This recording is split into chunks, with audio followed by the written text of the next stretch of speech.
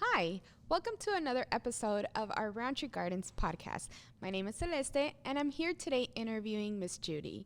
I chose to interview Miss Judi because she is always so passionate about her job and her life and what she did. And it deserves to be known. Everything she did, everything she accomplished, and everything she still is doing at the moment. So, here we go.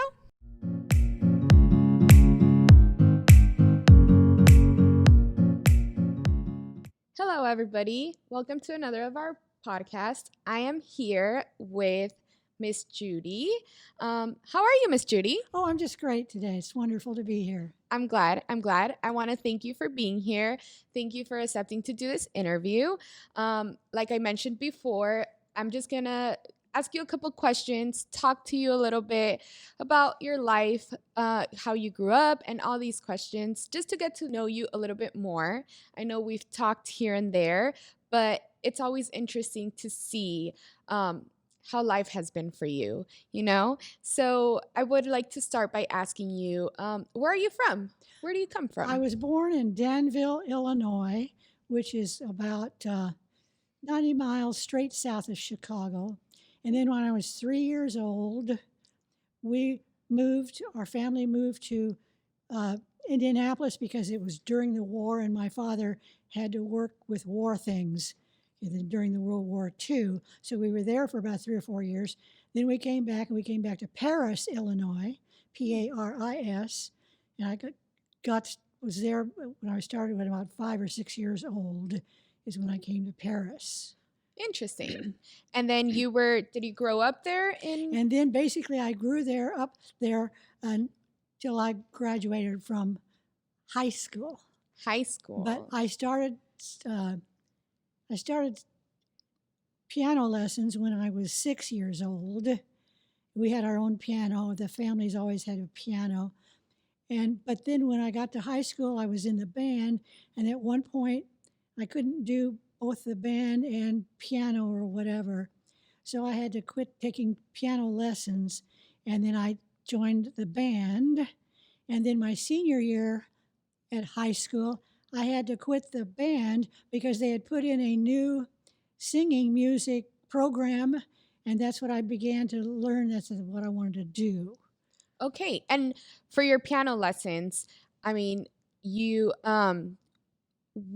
what made you start those piano lessons? Did you just see the piano and think, oh, I want to try it? Or did your parents, I've been wondering about that. I think maybe it's partly my parents, but I didn't disagree about it. I enjoyed it. And, my mom had always played the piano. So piano was always part of our lifetime. We just had a little spinet piano. We didn't have a big, major, grand piano or anything, but I really loved playing.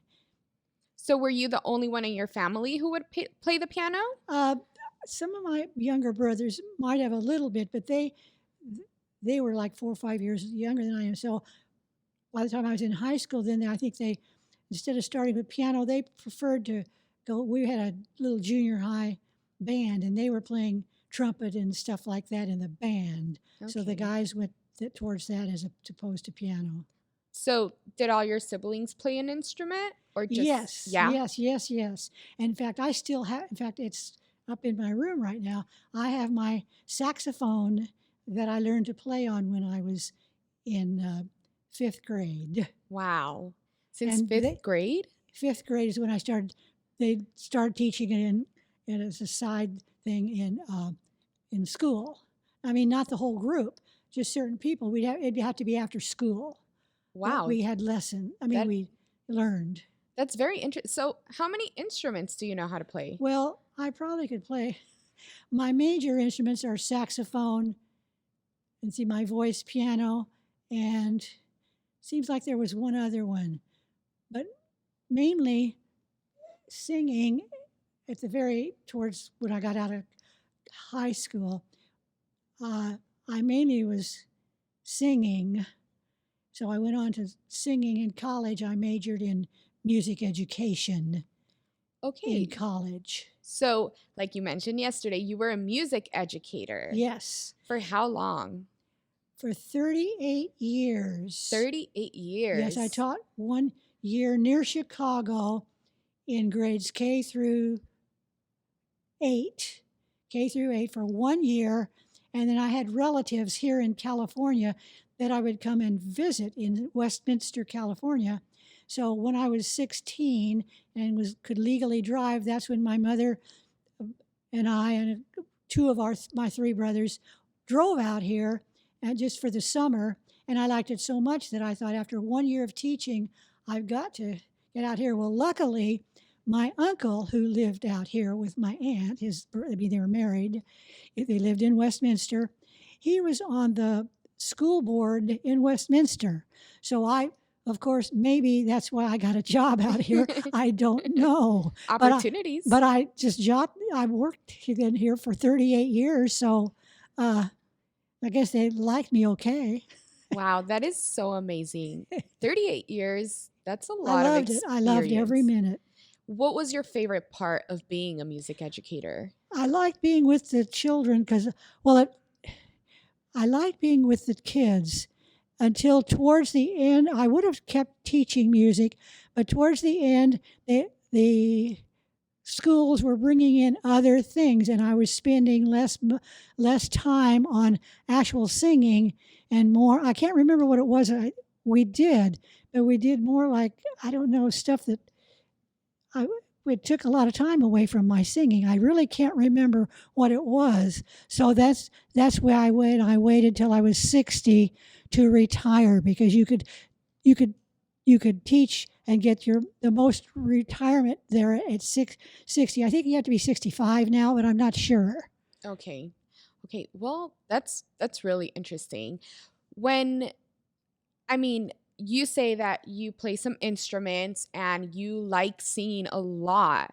And you've mentioned that you have sang in many, many places. Yes. All over Europe. All over Europe. Yes.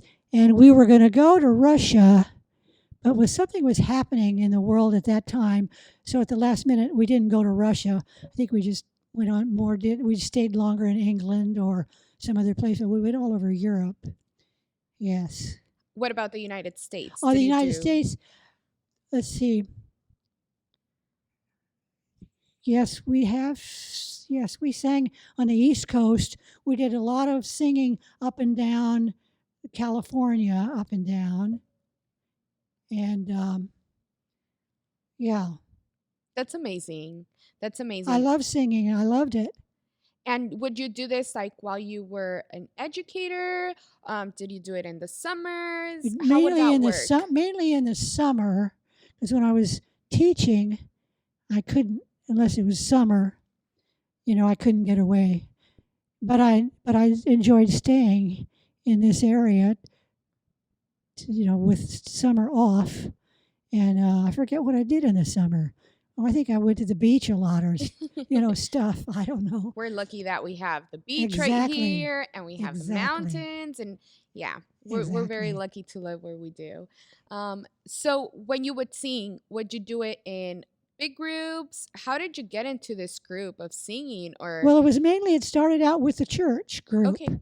I started out singing as a little kid and, I was not only playing, 6 years old is when I started playing the piano. And then at that same time, of course, I was going to church. We always went to church. And so then I liked music so well, I joined their little choir for little kids. And then I was still playing the piano at home, but I don't think I was playing the piano at the church. Okay. I can't remember everything. It's okay. Yeah, so that I think it was just through singing at church and always going to church. And then as I got older, I didn't go to church as much. I rejoined the church later, but after I graduated college, I had a little fun. Not that I couldn't have had fun by going to church, but I guess for about 15 or 20 years, I didn't go to church, so I didn't sing there. Okay. So were you part of a group at that time? Was it like a college group? It was. Let's see. When I came out, we sang a college group. And then when I came out here in 62, my grandparents were out here, and I went to their church, and I sang in their church, and then I eventually, what did I eventually do? It's been so long since I retired because I'm 81, and it just seems like I can't possibly be, I can't possibly be 81, but I still was singing up until about 2 years ago. I My voice I noticed was not doing as well, and I would catch colds or something. So, and I just don't sing as much with groups. I don't belong to a general group anymore. But you still sing here and Yes, there. I do. Interesting. Okay. So out of all those places that you traveled and you went through, which one was your favorite one? Oh, that's very difficult. I can't imagine. Let's see. There's not I one. think just traveling through Europe because we went around the Mediterranean Sea. We started in Spain, and our whole group was on a regular huge boat for. I mean, I don't know if you call them boats. They don't call them boats. Uh, anyway, regular Was it big. like a cruise ship? A what? A cruise ship? Yes, it was like a cruise ship. We didn't fill the whole boat, but that we chose that particular boat. So we'd go and stop at a place and spend the night, get back on that ship because it would stay there all night. We went through there the whole Mediterranean cruise. So we got I so it was I think maybe the Mediterranean cruise was was the most fun maybe. That's good. You get to do what you love the most, Right. and then you also get to travel and visit new places. That's Yes. an experience. That's Yes. amazing. Yes. Wow. When I think about it. Yeah, if you think about it, that's amazing. Yeah. And then before we started our interview, you mentioned that a year ago, what happened a year ago? Oh, and oh, Yeah, on April on April in April is it not staying? in April of 2019, I got to sing with a group that I was singing with here in California. I got to sing with a group our, uh, in the Carnegie Hall, and I couldn't even believe that I was in Carnegie Hall. It was just amazing. I thought I'd never sing. I mean, I've sung in a lot of very good places, but never would did even think that I would be in Carnegie Hall. I had been to Carnegie Hall just to go inside and see it, but not for me to go in there and sing with a group. That is amazing. That is just such I, a great I still think about experience. it and I think, whoa. Was that like your dream come Well, true? it never was a dream because I never thought I would ever get there. I never made it as a dream. So Well, I was very happy throughout my. that's amazing. Oh, you can lay it down. Yeah. That's really amazing. That is an experience that you'll forever conserve, Yes. And to see and when you were showing me this, I was like, that's amazing. You are 80 years old playing in this big orchestra in a place that you would have never thought. Like, who would have thought? Exactly. That is very, Exactly. very Yes, amazing. I love looking at that picture and I love thinking about it because that was just a year ago. That was just a year ago. Yeah, those are the experiences that are, stay with Yeah. you forever. And you can do it at any age, which is amazing. Yes. Very, very Yes, I'm amazing. glad I'm still very active. I might walk a little slower, but not much. You You're know. you are a very active person. I mean, we see you around here at Rowntree Gardens and you are always on the go, and you're one of our, you are everywhere. I see you everywhere. So, talking a little bit about Rowntree Gardens, like what made you move into Rowntree Gardens? That's a great question, and I'm so glad I'm here. This is the best place in the world. Oh, Anyway, I've lived in Stanton, and the Roundtree Gardens is in Stanton, mhm. and I've lived here uh, in Stanton for 30 or 40 years because I taught in Westminster, and it was close Close by. by. And at that time, uh, the city didn't have a very good wait, what's not the city, not Rowntree Gardens, the city. Hmm. Yeah, yeah. They didn't at that time did not have very good reputation, uh, streetwalkers, etc. So when I was moving 30 or 40 years ago, I wanted to move to Huntington Beach, but teachers didn't make enough money to afford to live in Huntington Beach. So I thought, oh, okay, I'm going to live right here in Stanton. That's where I'm going to stay, and I'll just, uh, that's the way it's going to be. So I love being in Stanton.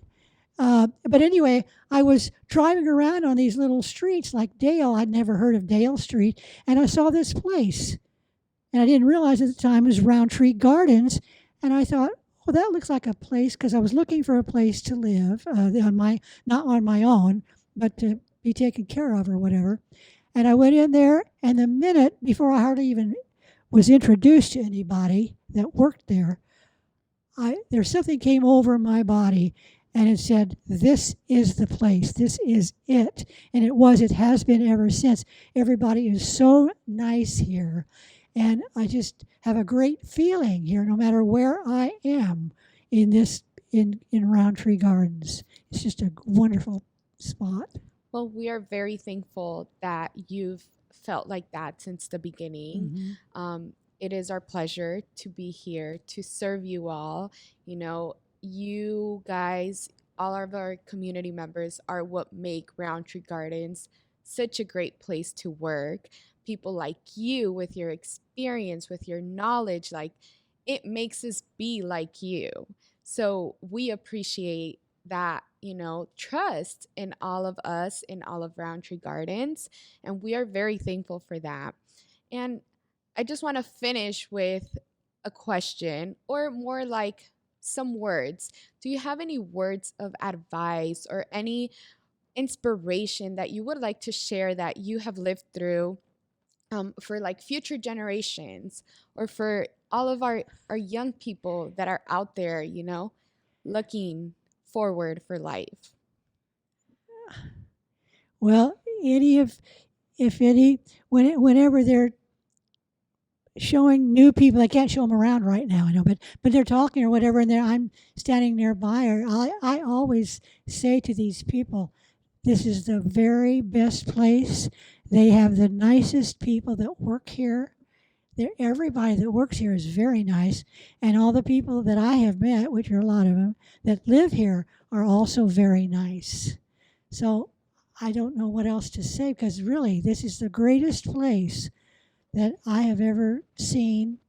Because I went to several places to look around when I was looking for this place, and this is the one immediately. There's just that feeling that I feel.